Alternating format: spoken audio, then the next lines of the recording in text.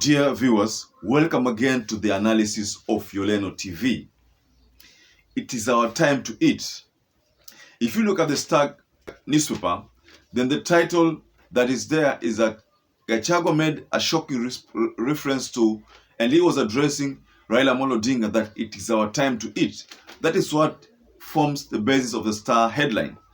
Now, Gachagua made those remarks when he toured Washington Gishu for the Thanksgiving ceremony or the Thanksgiving event that, like I said in a previous analysis, that they've been using those events to campaign for their 2027. Now, Gachagua made specific reference and he made to those people. And I think these remarks, he made them because of the weekend's complaints that people have been saying that the PSC have been shortlisting some of those members who are perceived to be loyalists of the Kenya Kwanza fraternity, and that there will be some kind of reward scheme to those people who are perceived to be loyal. So Gachagua said that we will give jobs to only those people who are loyal to the Kenya Kwanza government. So the question that people ask themselves is, was Chebukati loyal to the Kenya Kwanza government? If that is the case, if what Gachagua is saying is true, then I think what most people have been peddling, that Chebukati's wife was awarded a position or has been shortlisted as one of those people who are likely to get that position of the permanent secretary, then that means it is true. What most people have been perceiving as a reward scheme to Chebukati, then that means it's true. Same to Boya Molu. And I said that in my previous analysis. I'm not going to repeat that, but I'm going to delve deep into what Rigathi Gachagua said as to having been, it is our time to eat. So ladies and gentlemen, before we go further on that analysis, I would like to urge you to take a moment and subscribe to this channel if you are a first-time visitor. So in a shocking twist of events, Rigathi Gachagua made it clear that it is time for Ruto and himself as the DP of the Republic of Kenya to eat and to award their loyalists most jobs and goodies for them to benefit from. Now, this culture of impunity, of it is our time to eat, is what BBI was meant to solve. You remember what the former president Uhuru Muigai Kenyatta used to say, that the culture of ni wakati wetu is something that the government ought to fight. The people need to feel part and parcel of each and every government that is formulated.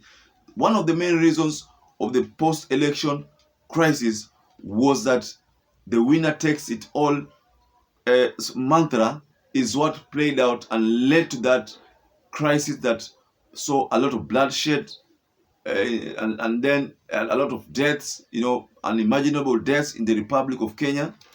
It's our time to eat. Most of the time when the president assumes power, then the people who are in position will always assume the role of losers. Like for instance now, the Azimio on Kenya Alliance and the Kenya Kwanza government.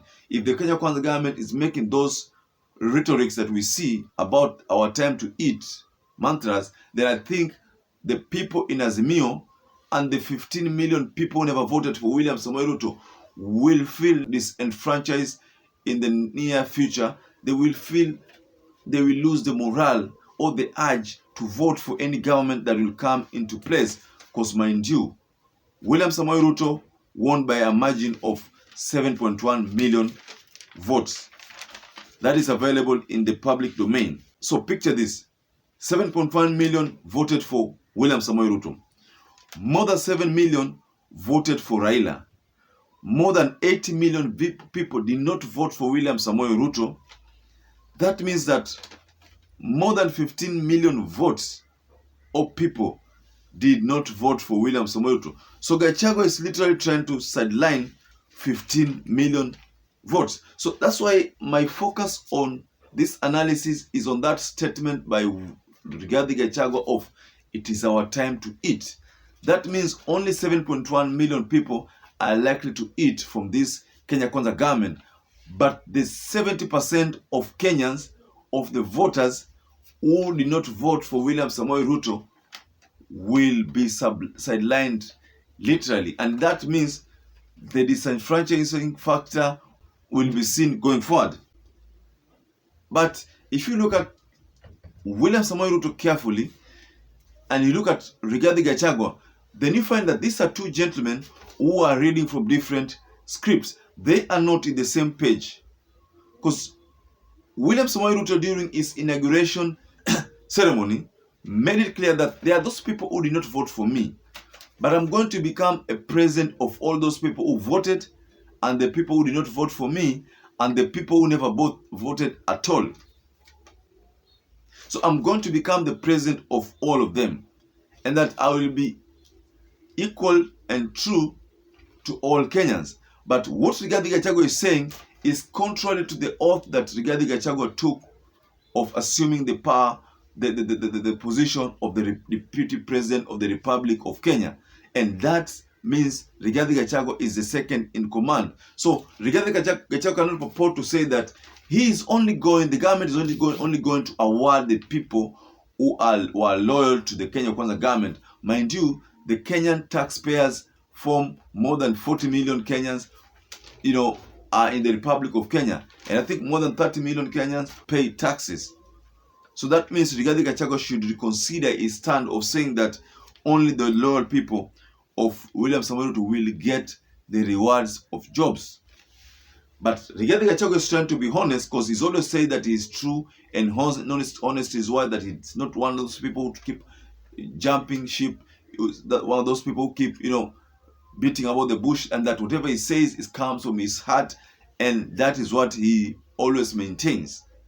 So Rigathi Gachagua's comments, misplaced, however misplaced, but should be taken carefully. Because one thing we might foresee a scenario by now, the President of the Republic of Kenya makes this a unifying statement, but then Rigathi Gachagua, this hand, making a statement that is meant to, just cause chaos within community, within warring community. So that's why we are finding that this is very strange for a second in command to make such utterances.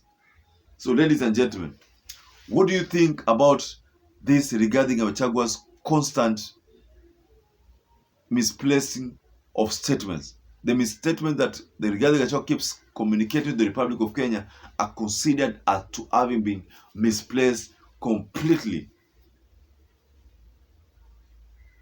Ladies and gentlemen, kindly share what you think below the comment section there about this sudden move of the deputy president to make such statements of "it is our time to eat."